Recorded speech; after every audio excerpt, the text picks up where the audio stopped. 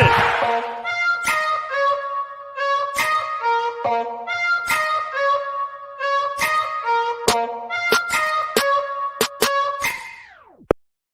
What is going on, everybody? Happy Monday. Welcome back to the Phaithful Phanatics show live here on DSM Media's Facebook, YouTube, and Twitter channel. As you guys know the drill, if you're new to the channel, head on over to @DSM_media on Twitter. Hit that follow button. We greatly appreciate it. Check out the link tree in our bio. It'll take you to every social media platform we are available on. If you guys want to be interactive on today's show, head on over to the YouTube channel specifically. That's where we can pull up your thoughts, comments, questions, concerns. Don't forget to hit that subscribe button and like the video. I am one half of your host, Dylan Davis. You can find me on Twitter @DylanJD98.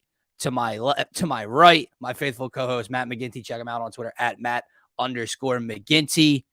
Phillies advance to the NLCS to take on the San Diego Padres. The Eagles take down Cooper Rush and the Dallas Cowboys on Sunday Night Football to improve 6-6-0 heading into the bye week. The Philadelphia 76ers are kicking off their season in Boston tomorrow night to take on the Celtics. The freaking Flyers are 2-0. Gent, the Union are a 1 seed. It is a hell of a time to be a Philly sports fan. Philly sports fan. I can't even speak. I'm too excited, too ahead of myself. This past weekend, we said it a bunch throughout the week, was shaping up to be one of the wildest, most hectic Philly sports weekends that I could remember in my lifetime, and we haven't lost. A Philly sports team has not lost since last Wednesday. This is the Victory Monday of all Victory Mondays. What's going on, brother? Well said, to say the least. You kind of covered all bases, man. We're on fire. Yeah, we're in territories we've never been in. It feels like everyone is good right now. It seems. Obviously, the Flyers. Again, I don't watch. Everyone's happy. Everyone's happy. Just like, and I don't know. Someone's got to do a study on it, but the freaking crime goes down when the Eagles win and Philly sports teams win. It doesn't make any sense, but people are happy in the city. The teams are on a roll. You know, we were talking about it, I believe, on Turf Talk, myself and Scotty yesterday, and you were joining the conversation about how teams, or the pregame show, about how teams are kind of feeding off of each other and the energy of each other winning and, you know, wanting to experience the crowd. And you see the Red October at Citizens Bank Park. You see a sold-out Link last night. So the Sixers have to be craving that. James Harden, Joel Embiid, etc. Obviously, Embiid, Maxey at the games all weekend. It was a ton of fun. So we're going to be bouncing all over the place. So, guys, feel free to throw us your comments, questions, whatever you guys want to get into. We're talking Phillies, Sixers, and Eagles specifically today. Again, I guess we'll start before we get into the team that is already advancing the furthest, because their season is, you know, coming to an end in just a few short weeks, hopefully. Before we get into the Phillies, I want to start with the game that took place last night, and that is the Eagles 26-19 or 26-17 victory, over the Dallas Cowboys and Cooper Rush. I already spoke on it. Scotty and I recorded an episode of Turf Talk this afternoon that'll release tonight at 7. But I want to talk about it here with you now. We all knew it was coming, right? Like, we all knew the goalposts were going to move. We said it all week long. I'm not mad. I'm not upset. It's a cockroach fan base. The people on national media that somehow continue to move the goalposts don't make any sense to me. There's no way they can believe what they're saying. But I'm just curious, like, the basic human thought process. Like, how can you do this? You can do this all week. You can talk about that defensive line. You can talk about Micah Parsons. There was even a conversation amongst Dallas Cowboy fans and national people suggesting that the Dallas Cowboys are better off with Dak Prescott on the sideline because Cooper Kupp plays a safer brand of football, because they're playing a more winning brand of football. And to his credit, they were 4-0 heading up into this week. He kept them afloat. They even gained ground under Cooper Rush. But so much so that they were a threat to the Philadelphia Eagles. Then we saw what happens when reality punches you in the mouth. And now the goalpost has moved back. Congratulations on beating a backup. He turned the ball over 3 times. You only won by 9 points. What the hell is going on today? Again, this is a Victory Monday for you and I, but I'm so confused at the narrative that's being thrown out there. You guys do know the spread was 6.5, right? That was with Cooper Rush starting all week long, and it has been starting for the last month of football.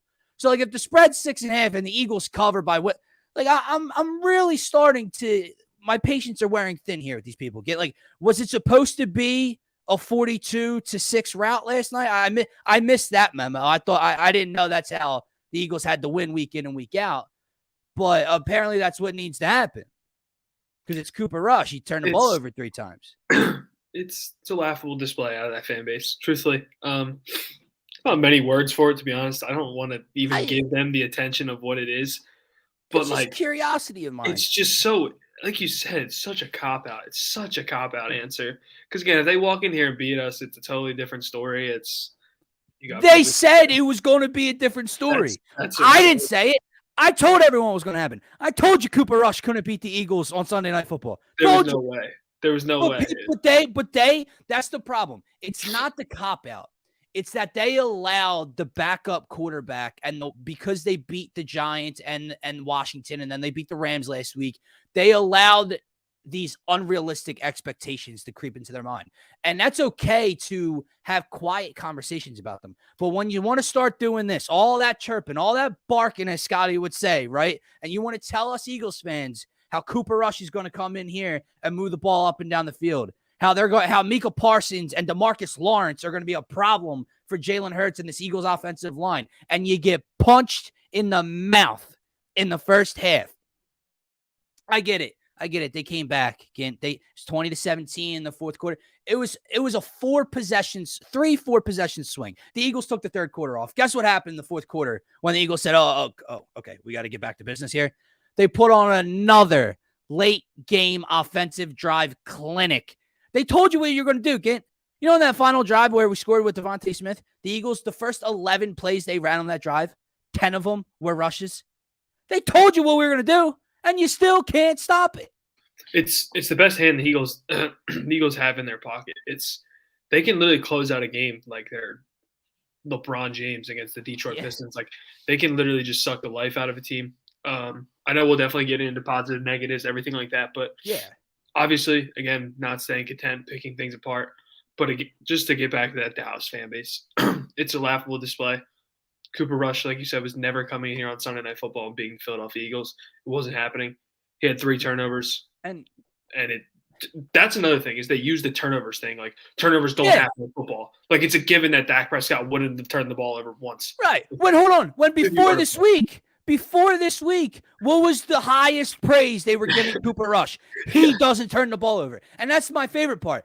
They keep throwing out the backup quarterback who they were so freaking high on heading into the game. That same backup quarterback who threw the 3 picks. The cop-out now is the backup QB gave you 3 turnovers and you still, couldn't blow us out. Instead of it being the Eagles were the first real defense he faced, and the Eagles took the ball away from Cooper Rush. Not he gave the ball to Cooper Rush. The other thing that I love, the other mistake by the Dallas Cowboys last night. Oh, well, we gave you the ball on our own 30. Hey, assholes. Instead of saying we gave you the ball, how about you hold your own team and own head coach accountable for not calling a timeout and challenging the play? Yeah. God, I promise I'm happy. This loudness is happy. I'm not complaining for a second today. But this fan base, and Scotty knows it because he's been going to work on our freaking TikTok page.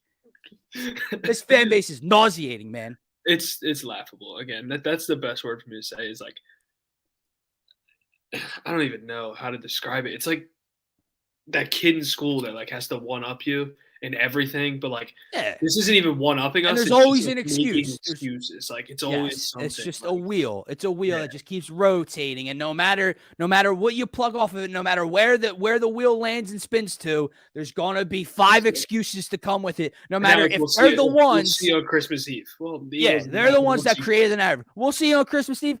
God, I can't wait for Christmas Eve because oh my God, Nick's just gonna wrap up a beautiful little box with a bow right on top of it and give me my Christmas present a night early. And by the way, you're 2.5 games out of first place.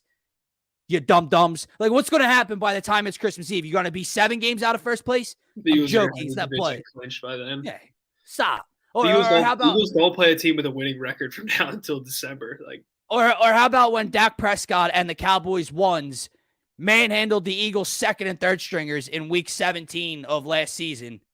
And I had to hear about it for 4 weeks. I had to hear Dak Prescott spiking the ball like it's the NFC Championship game against the third stringers. But now we only beat Cooper Rush. Whatever. I'm done talking about the fan base. It's a victory Monday for the Eagles. How did they get the victory again? They did. The game plan couldn't have been more perfectly executed. The game plan couldn't have been more perfectly set up from Nick Sirianni and this offensive group. When you target Micah Parsons and you target this defensive front and you want to alleviate the pressure off of Jalen Hurts and not just drop him back and throw against these guys. They got him 4 times. They sacked him 4 times. That's great. They were able to run the ball down Dallas's throat. The RPOs, which is a focal point in this Eagles offense, was so effective because what does it do? It doesn't allow them to pin their ears back and get right into the backfield and rush the passer or try to blow that play up. You got to read the quarterback's eyes. You got to read where the ball is going, right? So they weren't able to do that. When Micah Parsons dropped back into coverage, what the Eagles do?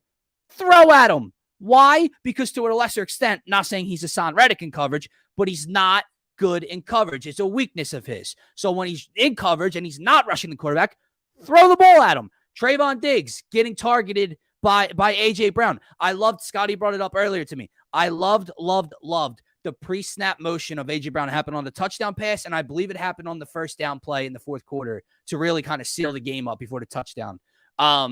Him coming in motion behind the line of scrimmage and then just getting hit with that quick out route. You want to talk about getting the ball in your playmaker's hands quickly. That's what that does. It's, he has to win the route or this pick has to, no. It's coming around here. He gets a linebacker switched on to him, bang, hit him on the out route, touchdown, first down, whatever the case may be. But the offensive game plan was so perfectly set up and so perfectly executed by this team. A.J. Brown is a literal, just a man, dude. On the touchdown, the guy that tried to arm tackle him was like such like a, I don't want to get drilled in film tomorrow, so I'm going to try to attempt I'm actually going to tackle this guy. And A.J. Brown just ran right through him and scored. But to your point, the game plan was, like you said, an A+ on the offensive side of the ball. It was, again, just especially that last drive. You mentioned it already. The Eagles have this go-to where if they have a lead in the fourth quarter, it seems like they can just crumble a whole quarter with one drive, just based off pounding the rock. Whether it's Jalen Hurts, Miles Sanders, saw a little bit of Boston Scott yesterday, but. Which I'm good of, by the way. I'm good on that, by the way. If there's if there's one thing that annoyed me was why was Boston Scott's usage higher than any other week it is. It's not the Giants, Nick. Wrong uniforms, brother. That. Wait till we play the Giants for that. I don't need to see a lot of not that we saw a lot of them. But no, there was a little bit too much Boston Scott. Yeah, he was out there more often than he was in the previous 5 weeks, and I don't think more than one play went for more than 5 positive yards. But that's just a little, me nitpicking here. But no, and Devontae Smith was very good yet again. Dude, I said this to Scotty earlier. This team that keeps rolling, that just put up 26 on one of the best defenses in all of football, right? It feels like they haven't even played to their highest level yet. They continue to leave food on the table, like they say. You had 2 of the possessions start in Dallas territory. You came away with a total of 6 points on 2 field goals. That's leaving food on the table. They haven't even reached their full potential yet, and they're still finding ways to string along wins. They're 6-0 now. The last thing you mentioned, the last drive, the rushing, running the ball down your throat. To me, man, a lot of these teams across the NFL right now, the Packers are struggling with it. The Rams, they don't have an identity. They don't know what they want to do, what they're very successful at, and how to do it, repeatedly do it at a high rate. I think that the Eagles have an identity on offense, and it's why you're not seeing a ton of shots downfield. It's why you're not seeing a ton of explosive plays through the air, really, since week 2 against Minnesota when a couple of them were open downfield. It's just, we know we can move the ball up and down the field on you, and this is how we're going to do it, and this is how our quarterback and our offensive line play most effective, and try to stop it. And no one has yet. The only thing, again, it's nitpicking because it's all you can really do when you're 6-0, right? It's not. There's a couple things that I think are blatant holes, and we'll get to them, but it's just the inconsistencies of guys some weeks. But it's not inconsistencies in they're playing bad. They're just not getting targets. They're not getting last night. Dallas got it. 2 catches, 22. Yeah. I just don't know where it kind of goes. And I think it was Phil or Jason or somebody in the beginning of the second half, like AJ Brown seemed to just be like a little disconnected from the offense. Like I wonder again whose issue that is. We talked about it a little bit. Is it a Right. Jalen Hurts thing? Is it a Nick Sirianni thing? Is it Right. is it an AJ Brown Personnel. Dallas Goedert thing? Like it just seems like there's always one guy out of the picture every week. Like Yeah. this week it seemed to be. Well, and listen, it's hard when there's so many mouths to feed. It really is hard to get everyone the ball. Like you're not going to have AJ's getting 6 catches, Devontae gets 4, Dallas gets 7. They're not and running the ball 25 plus 30 plus times, right? It's very difficult.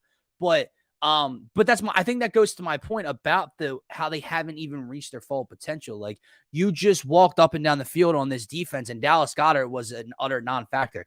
Quez Watkins and Zach Pascal didn't have an effing catch. Like so many guys within this offense haven't been utilized fully yet, and they're still 6-0, and the offense, is running at a high clip. Now, other side of things, defensively, once again, like you sit here and you get annoyed in the second half, right? Because we just watched the cleanest half of defensive football we can, and we're playing Cooper Rush, and now next thing you know, they're driving 94 yards and putting 7 points on your head. At the end of the day, defense gave up 17 points again. At the end of the day, Cooper Rush, I think he was like 18 of 36 passes or whatever. He turned him over 3 times. Right. James Bradbury, we talked about all these offseason acquisitions. Kaiser White's all over the field. James Bradbury. No. It was the best tweet ever. What'd he say? It was the video of him up against CeeDee Lamb. And it said, 1-on-1 against your best receiver. I'm taking me. And it was the pass he deflected. I was like, dude, that's so good. Yeah. It's a confidence spewing out of all of them, dude. But TJ Edwards has been amazing as well. James Bradbury, I can't speak more highly of. The dude, like, put him and CGJ, who was a noticeable absence when he had to go out with the hand injury, comes back, picks off another pass, has 3 picks in the last 2 weeks. Bradbury has 2 picks. Slay gets another one last night. That dude is you can't throw to his side of the field right now. He's a blanket. You can't do it. Like when we acquired him, we all, he's a top 5 corner, blah, blah, blah. But with the holes around the other defense, and I remember like DK went off against them and Devontae Adams went off against them and they were exploited a little bit. You can't throw his way, and you really can't throw James Bradbury's direction either. So this, to me, one of my takeaways defensively last night, and I know it's kind of weird to pick the game against the backup quarterback, but this has to be the best cornerback duo that the Eagles have maybe ever had, or specifically in my in my lifetime. And then you throw in a former nickel corner playing safety who's just a ball hawk down the middle of the field right now, and Gardner Johnson. Bro, and Marcus Epps has, and I hated Marcus Epps coming into this season. Marcus Epps has just been like and they all have like a dog, dude. Like he's just all around the field, just like causing havoc. Like the Kaiser White is in every gap. He is he's just there, bro. Yeah.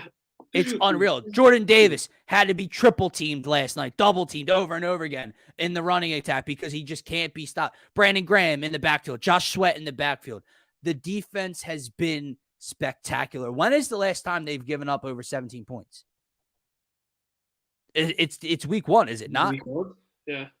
I'm almost positive it's week 1. And like Jacksonville scored 22, but 7 was a pick 6. So the defense gave up 15. Yeah. Like this, I think, again, it's nitpicking, right? Because there's always going to be negatives throughout, but that's the course of a football game, man. Like unless you think the Eagles are just going to shut out every team or only give up 6 points every week, at some way or another, it doesn't matter if it's Cooper Rush and a beat up offense. They're going to find a way to score at least 1 touchdown here and there. So that's what you saw in the second half and the third quarter. And then once those wheels got a little tight and it was like, oh, this is a game again.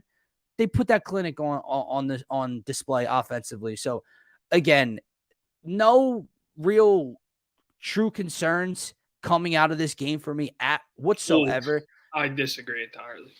What? The special teams is abysmal. Like and yeah. it's something. Yeah, I get it. Like they won by 9, but it's third, dude. It seems every single time they return a kick or punt, it's 30+ yards. Yeah. Well, even their touchdown possession was literally rooted from that. Yeah, no, I agree. Their special teams needs to have a conversation. I guess I just mean like I don't foresee that costing them a game. who knows? That's probably going to bite me in the ass in like 3 weeks when someone returns a punt in the fourth quarter, and I'm like, oh, we'll see. But another thing, like, we need a new punt returner. Like, the Britton Covey thing was cool for a second, right?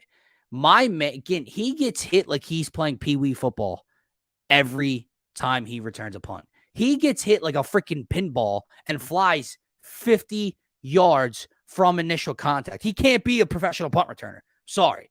But he really thinks it's mad. Like, you're just like, you just grab and see what happens. Bang, hit stick, Yeah. hit stick.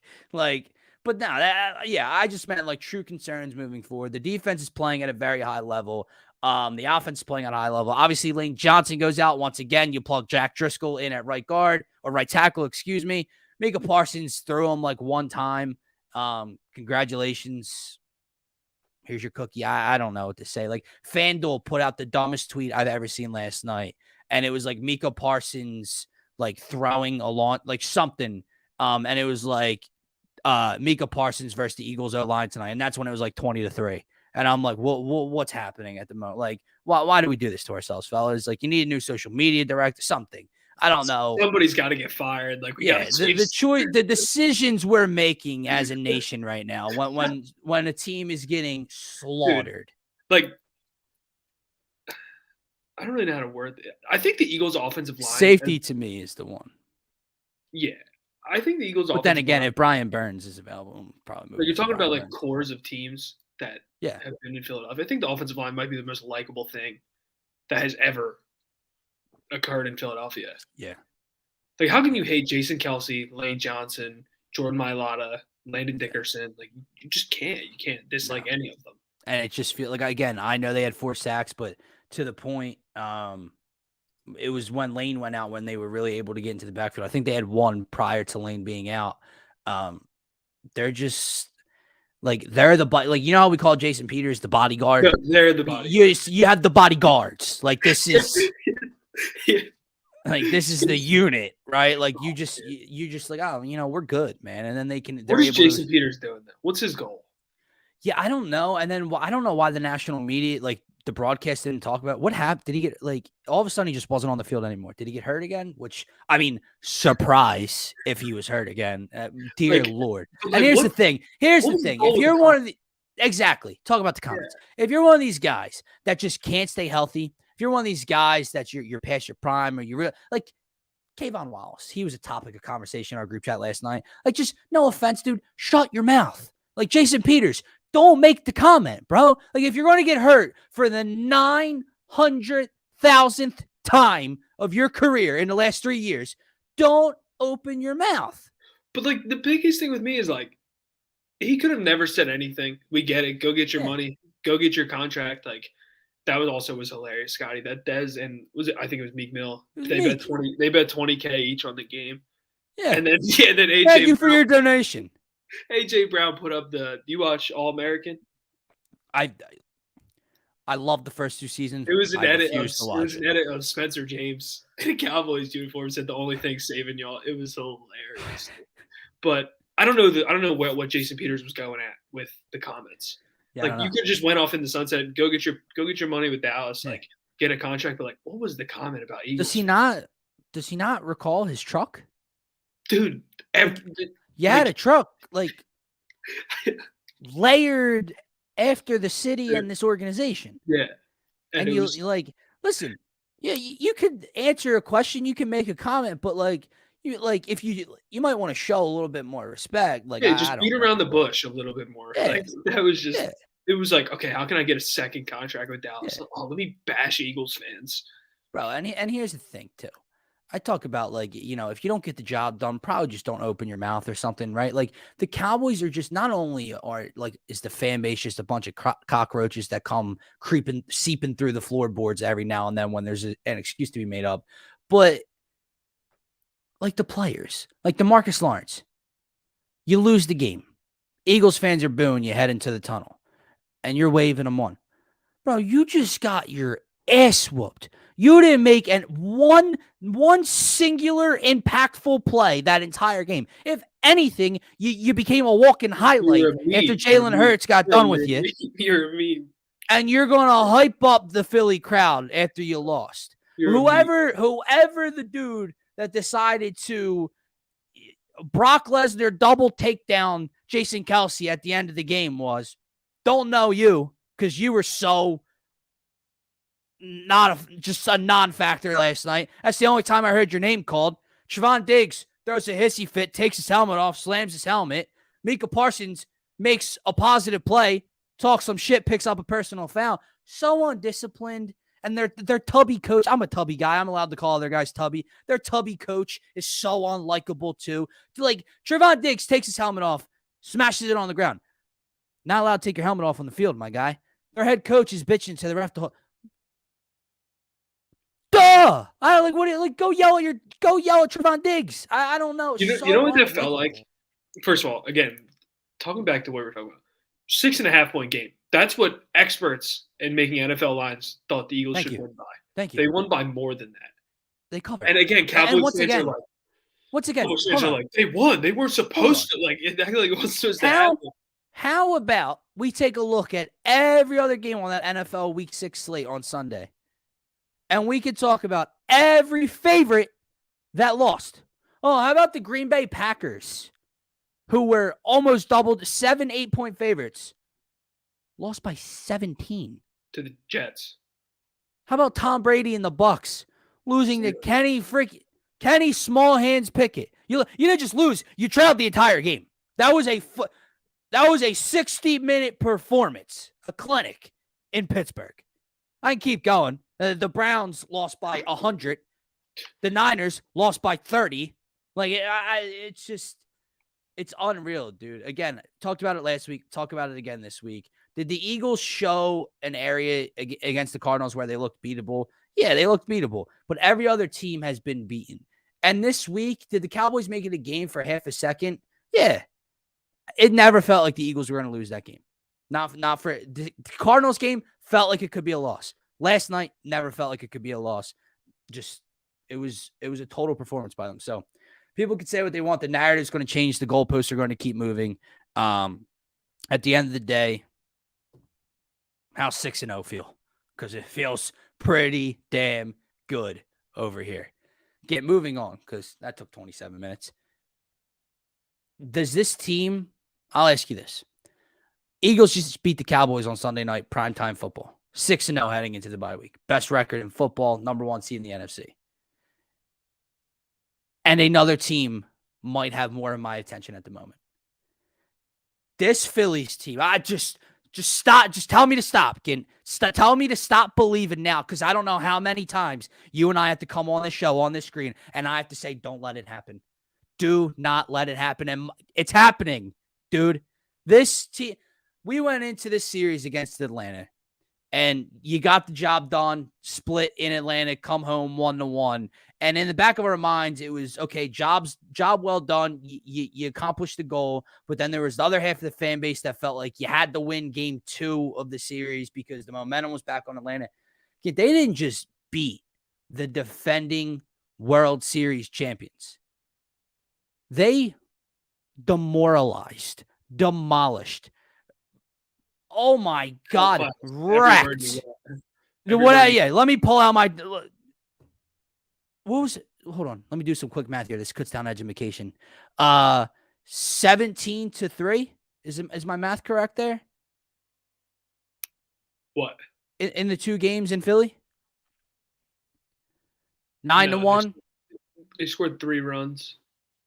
Right? Yeah. They did. Okay. 17-4. Excuse me. Either way. Whatever word you want to throw out there, whatever big beat down of a word you want to throw out there, it's what the Phillies did. And if you're going to sit here and you're going to tell me, and then after the team they're about to play in the NLCS, and I know this sounds crazy, why do I feel so confident playing the team that just beat the team that I was afraid of in the Padres? I'm so happy that the Padres, the Dodgers, I would be coming in this series this might be another a quick little weekend here. The Phillies are going to the World Series. I'm telling you it now. The Phillies are going to the World Series. Stamp it, mail it, whatever you got to do. Send the ticket, because they're going to the World Series. You can't stop me now. What What reason? There's no logical explanation someone could tell me to slow down. I'm behind it. I think this weekend was like a fever. Okay. No. It was like It was like okay. Like you squeak out a game win that you almost threw. You lose 3-0 game 2. It's like, okay, back to a realization. Like if they steal one here, we have to go play game 5 in Atlanta, and they just beat the brakes off them. Beat the piss out of the defending World Series champions. Just balls leaving the yard, like, dude. And I'll say this: by the moment of the postseason, forget about what happens in the next 2 series. That was the Rhys Hoskins, you absolute dog. It might be the moment of Philly sports. Yeah, dude. And here's the thing. So I don't know I don't know if there will be a bet. Like obviously Patrick Peterson pick 6 is up there. Like the Philly special is there. The Embiid windmill is up there. Like that home run might have been the best moment I've ever seen as a Philly sports fan. Like, Dylan, that thing left the yard. The cameraman couldn't even turn the camera that quick. Can I tell a story about the home run? Yeah. So here's the thing. So I was at the game on Friday night, and my seats were the last section up top, by like on the left on the third baseline, so right by the foul pole, right? So he hits the ball, and it's ascending so quick, dude. Like you just said it, like it left the yard in a second. You couldn't even like catch up to it. So my eyes immediately went to the left fielder. Like once I saw the ball in the air and the crowd kind of lets out a roar, I'm looking at the left fielder. Again, he didn't move. Because I'm trying to see like if he's playing the ball, where's this getting to? He goes like this. Oh my God. Goodbye. And then, so here's the thing. So I don't see the bat flip. I don't get the energy from Rhys when it happens because I'm looking in left field. No replay, no nothing. I get in the car on the way home. I'm like, yo, to my friend, I'm like, I want to see the home runs. He does that. Oh my God. I thought I was going to do 100 on the drive home. And then Bryce's moment was like, it wasn't the same, obviously. And Rhys, dude, that was so raw and authentic because he knows he's struggling. And then he has the error or two at first base before that happens.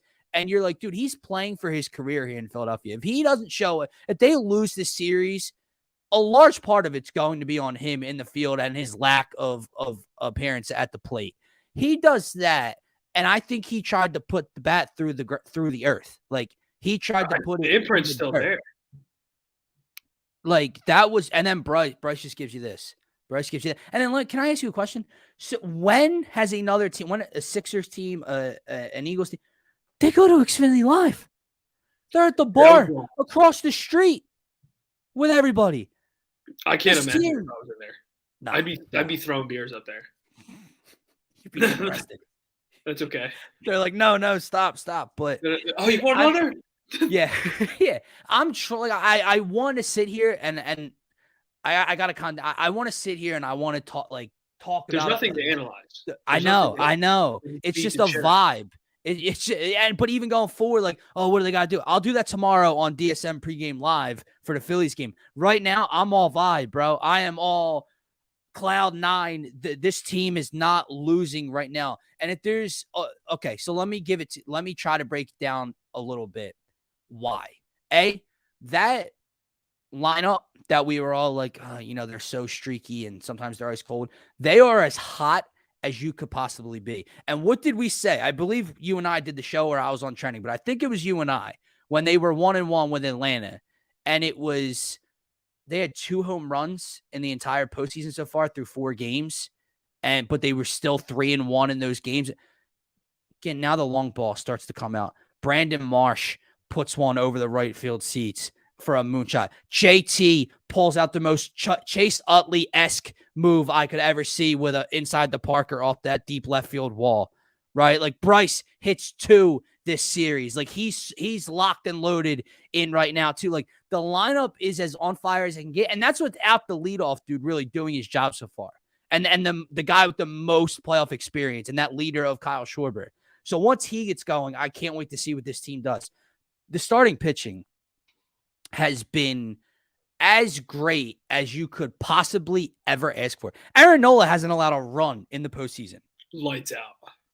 Noah Syndergaard comes in, and dude, that's another thing. Like, okay, I know they scored 8 runs. They basically just demolished the Braves in a clincher with a bullpen game. Like all those bullpen games that came back to bite us in the ass through the last 2 or 3 years in the regular season, you just won the NLDS on one of those days, on one of those games. The bullpen, Sir Anthony Dominguez, just give my man the ball 6 outs every night, it feels like. Just give him the ball. Jose Alvarado, the Mr. No control whatsoever, his first year and a half in Philly, hasn't seen a bat he can't miss. Him leaving the field gave me chills.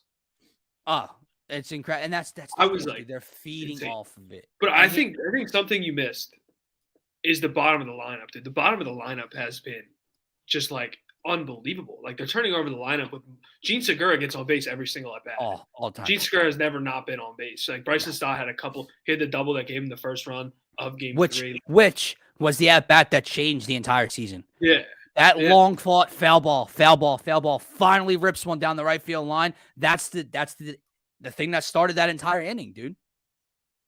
Yeah, it was. Dude, the bottom of the lineup has turned the lineup over unbelievably, and like you said, we talked about it before the Braves series. It was this is bonus play. Like it's a scary thing when people are playing carefree, and they're playing carefree, but they're uber talented. They're hitting their stride at the right time, dude, and it's everyone. It's literally everyone besides Kyle Schwarber, but he's due. We'll see. We'll go with that. Another playoff moment. Oh, go to sleep, bro. Good night. Ronald Acuna, you're a puppy. Ronald Acuna had all that. Did you see his numbers and his defense after he went like this to the Philly fans in right field? Dude, that was bad. He didn't record another hit. He K'd 4 times and had 2 errors in right field to cost them runs. My God. Nick Castellanos. I tweeted 2 weeks ago. I'm not sure I can take another Nick Castellanos at bat this year. This is what I've been waiting for. Yeah. He's a lot. Oh my God. I don't know what to say. I don't have enough words in my body. I just need tomorrow night. I don't know how I'm getting through a pregame show. I don't know how I'm talking Sixers. I just need tomorrow night. And you have one job to do before you come home. Take 1 of 2 in San Diego. That's it. Doesn't matter which one. There's no style points. And that's the thing, dude. You get early rest. You're set up again for Wheeler and Nola to start off this series on the road. That's the and correct me if I'm wrong. I don't. Is the setup 2-3-2 in baseball? Yeah, it's Friday, Saturday, Sunday, all at home. Oh, don't let them win a game in San Diego. Dude, it's you couldn't be happier. And I think as a Phillies fan, I think the setup is Wheeler will throw game 1 and probably throw 4 or 5. Game 4. Right. I think I was reading something. It's wild. Right. So if he can throw 1 and 4, you're ultimately saying Nola can throw 2 and 5. Yeah. Are you joking? Stop it. And let's talk about the Padres for a second. Let's talk about the expectation. I said it. I think they're winning the series. That could be more energy, more positivity than actual fact or reasoning, right? So let's get into fact or reasoning. Starting pitching. I would give the Phillies a check. No? Especially the top end. I would give the Phillies Yu Darvish has been excellent this postseason. Blake Snell, who put our MVP out for a while, so I really hope Bryce takes them deep when they play. Joe Musgrove. Listen, I was messing around about it. You better check his ears. You better check his goddamn ears this series because something's up, right? So starting pitching, check. Bullpen. Pretty sure this is the team that messed up Josh Hader. Josh Hader. See him again. There's so many storylines within this series. And then we get to the bats, right? I told you this before. Now listen, San Diego is here for a reason. They are just like their fans are probably feeling like they're a team of destiny. They beat the Mets and then they beat the Dodgers. They're flying just as high. They have Manny Machado. They have Juan Soto. They have Josh Bell. Those humongous trade deadline acquisitions are paying dividends already, right? They are highly talented. 1 through 9, they have a lot of dudes in that lineup. But what did I tell you before, again? outside of the Dodgers, who we don't have to play now thanks to those Padres, you can't find me a lineup I will not pick the Phillies over. And if there was one, it was probably the Braves, who we just manhandled. So I'm giving the check to the Phillies lineup. Now, the Padres have a hell of a lineup. Juan Soto has not been last year like the previous Juan Soto since he's really been a Padre, right? Josh Bell has always given the Phillies problems, so we'll see how that plays out. Profar, Grisham, Austin Nola. It doesn't matter. It doesn't matter, dude. Like I said, the worst thing you can do is play a team that's carefree. The second worst thing you can do is play a team that seems to be on this destiny trip that the Phillies are on right now. Here's another thing. The vibe check. Yeah, the vibe check. The vibe. Hold on. I was very turned off by the celebration song when I heard it in Houston. I was like, what are we doing here? I can't stop playing it. Saturday, I blasted it 800 times after they won the game. I'm listening to Callum Scott and Tiesto or whatever the hell it is over and over and over again on repeat. It's playing at the Link after the Eagles win last night. This team, everything's just going right. And I'm sorry, Bryce Harper is not cooling off. Like, someone might cool off. Like 500. Yeah, like Bryce's tears tend to go on for weeks. Like weeks, long, extended weeks, right?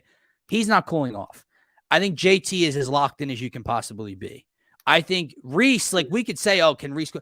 Reese has been hot for like 30 seconds. Like that home run is what ignited it all. It's not like he's been super hot. So you still have to get him going. You still have to get Schwarber going. Gene's just Mr. Consistent. There's not much that you expect to change there. Anything you really get out of Marsh and Stott at the plate is a bonus at this point.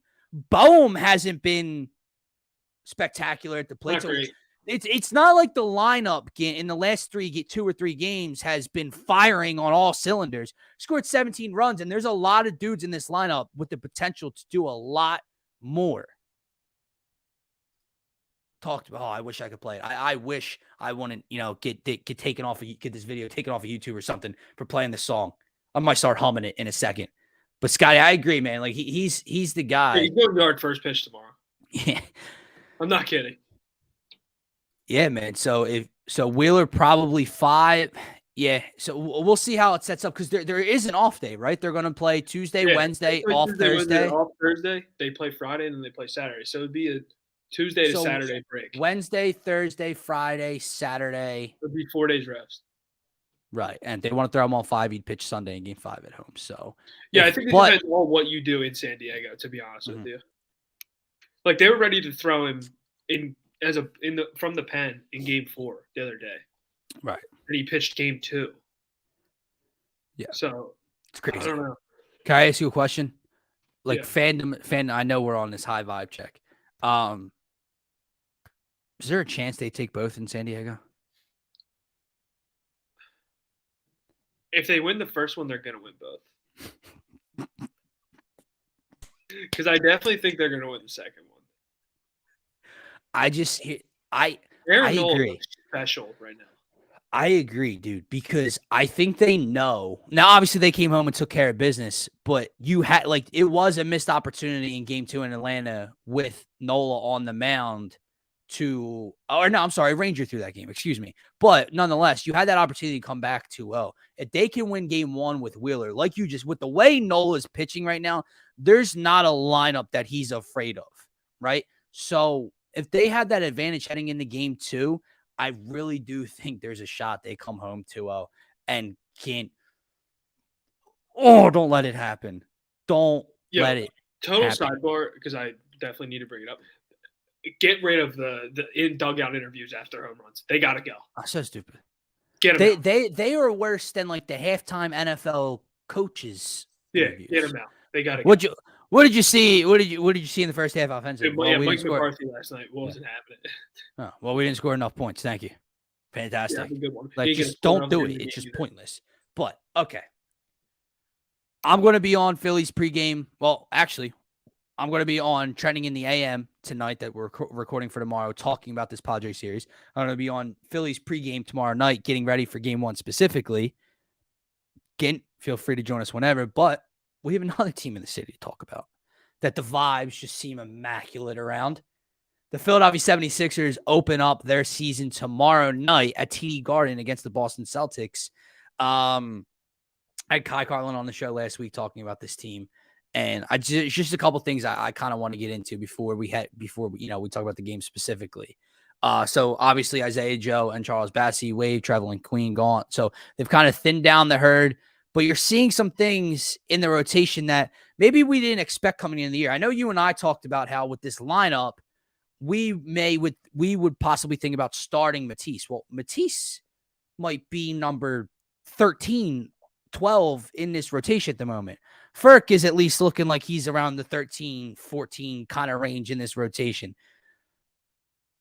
The depth of this Sixers team is, to me, what's going to be the difference maker going forward.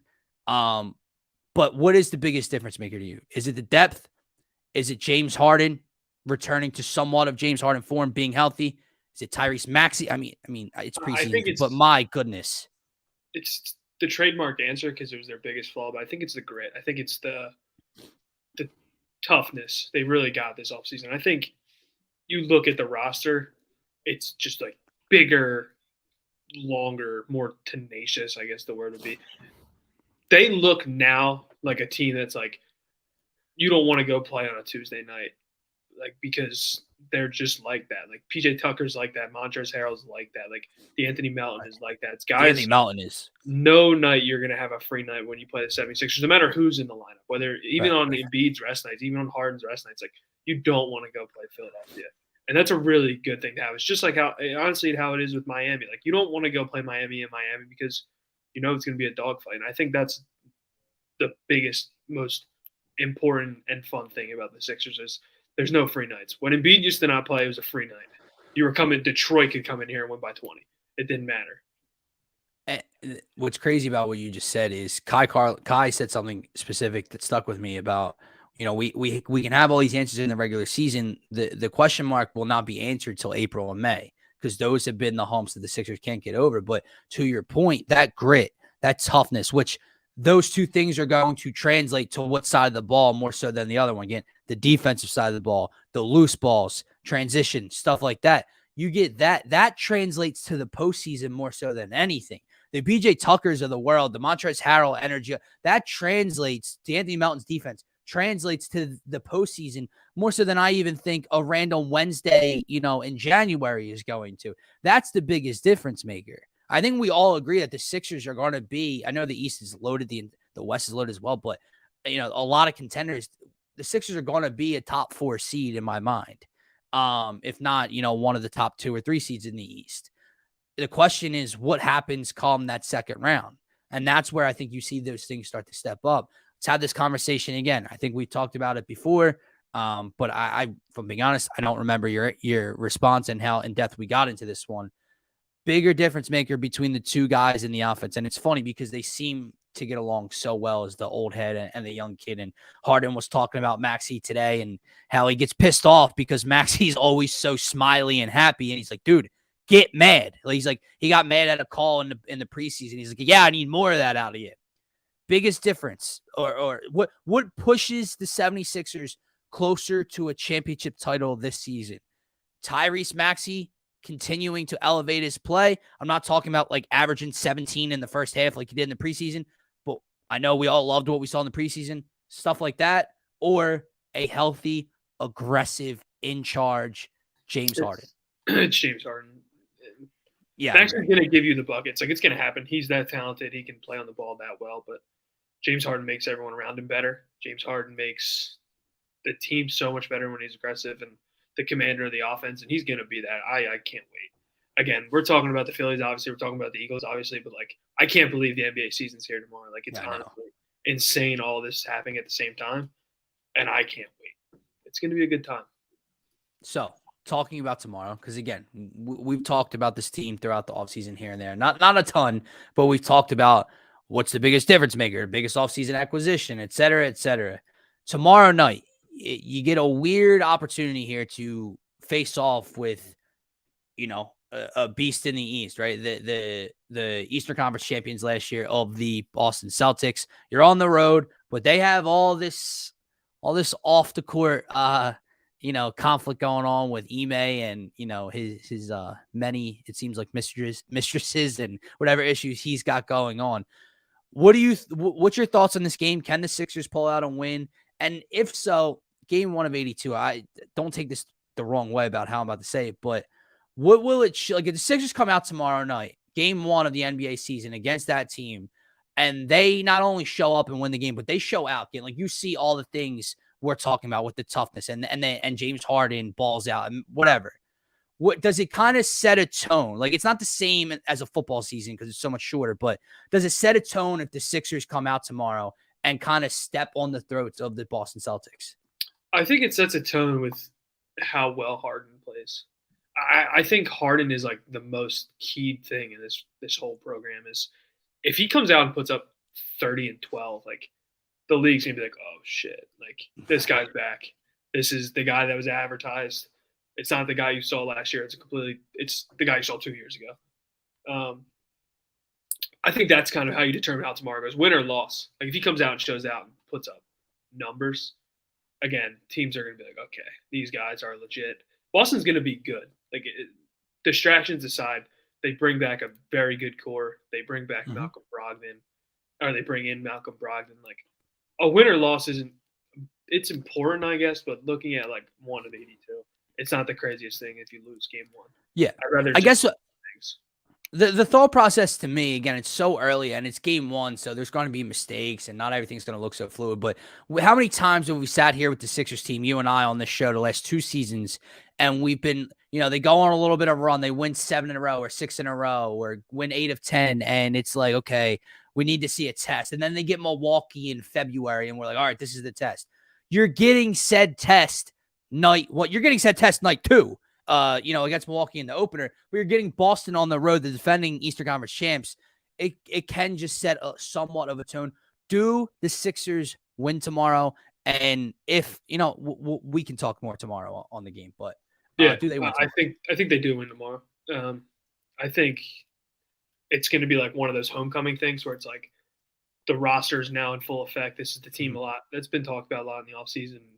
They come out and get a W. We've been looking for this finished product for so long, and this was kind of always the expectation, right? So I agree. You bring in House, you bring in Melton, you bring in PJ Tucker, you bring in Montrezl Harrell, and Tobias Harris knows his role all offseason. Tyrese Maxey gets another year to grow, and James Harden has another offseason to get healthy. So the stars seem to be aligning. I agree. I think the Sixers win tomorrow night and kind of set a little bit of that tone in the Eastern Conference, as I was alluding to. That is going to wrap up this Victory Monday spectacular on the Phaithful Phanatics show, live here on DSM Media's Facebook, YouTube, and Twitter channels. DSM Media is proudly brought to you by our friends over at Gents Barber Lounge. Check out one of 2 great locations in Fishtown and Old City and book your appointment today. Gents owns the craft, and it shows. Rated the #1 barbershop on Yelp in the Philadelphia area, having multiple award-winning barbers and being able to handle any style of cut, adult or kid. Here's a look at some of Gents' great work.